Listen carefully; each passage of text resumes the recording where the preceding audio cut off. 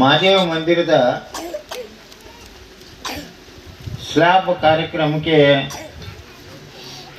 ಆಗಮಿಸಿದ ವೇದಿಕೆ ಮೇಲೆ ಇದ್ದಂಥ ಎಲ್ಲ ಗಣ್ಯಮಾನ್ಯರೇ, ಮಲಿಕ್ವಾಡ ಗ್ರಾಮದ ಎಲ್ಲ ಅಣ್ಣ ತಮ್ಮಂದಿರೇ, ಅಕ್ಕ ತಂಗಿಯರೇ,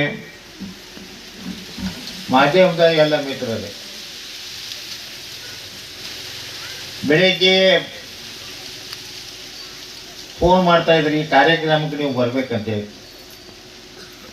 ನಾ ವಿಶೇಷವಾಗಿ ಬೆಂಗಳೂರಿಗೆ 4 ದಿವಸ ಹೋಗಿ ನಾನು ಮಾಡ್ಕೊರಿ ಅಂತೇಳಿ ಹೇಳಕತ್ತೀನಿ. ನಾನು ಆದ್ರೆ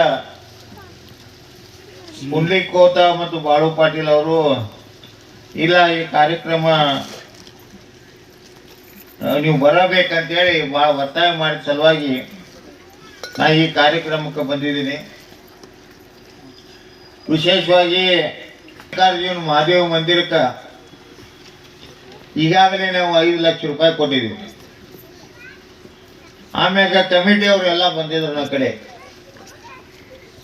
ಕಮಿಟಿ ಅವ್ರು ಬಂದ ಈ ಮಲ್ಲಿಕಾರ್ಜುನ ಮಹಾದೇವ ಮಂದಿರ ಪೂರ್ತಿ ಮಾಡಬೇಕಾಗೈತಿ, ಅದಕ್ಕೆ ನೀವಾಗಲಿ ಗಣೇಶ್ ಹುಕ್ಕೇರಿ ಅವರಾಗಲಿ ಇದಕ್ಕೆ ಆರ್ಥಿಕ ಸಹಾಯ ಮಾಡಬೇಕಂತ ಹೇಳಿದಾಗ ನಾವು 5 ಲಕ್ಷ ರೂಪಾಯಿಯನ್ನು ಕೊಟ್ಟಿದ್ವಿ.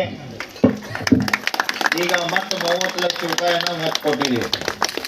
ಅದು ನಾಳೆ 6ನೇ ತಾರೀಕಿಗೆ, ಈ ಡಿಸೆಂಬರ್ 6 ತಾರೀಕಿಗೆ ಅದು ಟೆಂಡರ್ ಐತಿ. ನೀವು ಯಾರು ಟೆಂಡರ್ ಹಾಕ್ಸಿದ್ರೆ ಹಾಕ್ಸಿರಿ, ಅದಕ್ಕೆ ಇಲ್ಲಾಂದ್ರೆ ನಾವು ಟೆಂಡರ್ ಹಾಕಿ 6ನೇ ತಾರೀಕು ಟೆಂಡರ್ ಮುಗಿದ ನಂತರ ಅದಕ್ಕೆ 30 ಲಕ್ಷ ರೂಪಾಯಿ ಈಗಾಗಲೇ ನಾವು ಬಿಡುಗಡೆ ಮಾಡಿದ್ದೀವಿ. ಆದ್ರೆ 5 ಲಕ್ಷ ಮ್ಯಾಗ ಇರೋದ್ರಿಂದ ಅದು ಟೆಂಡರ್ ಕರಿಬೇಕಾಗ್ತೈತಿ. ಟೆಂಡರ್ ಕರೆದಿದ್ದೀವಿ. ನೀವೇನು ಬೇಡಿಕೆ ಇತ್ತು ಆ ಬೇಡಿಕೆನ ಇವತ್ತು ಪೂರ್ತಿ ಮಾಡಿದ್ದೀವಿ. ವಿಶೇಷವಾಗಿ ಇವತ್ತು ಈ ದೂಧಗಂಗಾ ನದಿಗೆ ಬ್ರಿಡ್ಜ್ ಕಮ್ ಬ್ಯಾರೇಜ್ ಮತ್ತೊಂದು ಹೊಸದ ಮಾಡೋ ಸಲುವಾಗಿ 4 ಕೋಟಿ ರೂಪಾಯಿ ಮಂಜೂರು ಮಾಡಿದ್ದೀವಿ. ಆದ್ರೆ ಹಮೀನಿ ಅಂತೇಳಿ ಒಬ್ಬ ಕಾಂಟ್ರಾಕ್ಟರ್, ಒಳ್ಳೆ ಕಾಂಟ್ರಾಕ್ಟರ್, ಅವ ಮ್ಯಾಗಿನ ಮ್ಯಾಗ ಏನು ಹೇಳ್ತಾನಂದ್ರೆ 4 ಮೀಟರ್ ನೀರು ಅದಾವು, 4 ಫುಟ್ ನೀರು ಅದಾವು ಅಂತೇಳಿ.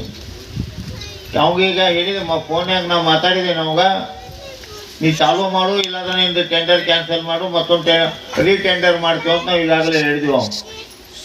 ಅದಕ್ಕೆ ನೋಡಿದೆವು, ಇದೊಂದು ವಾರ ಅವಾಗ ಅವಕಾಶ ಮಾಡಿ ಕೊಟ್ಟ. ಮಾಡಲಿಲ್ಲ ಅಂದ್ರೆ ಮತ್ತೊಂದು ಟೆಂಡರ್ ಕರೆದ ಮತ್ತೆ ಯಾರು ಕೆಲಸ ಮಾಡೋದ್ರು ಟೆಂಡರ್ ಕೊಡ್ತೀವಿ ಅಂತ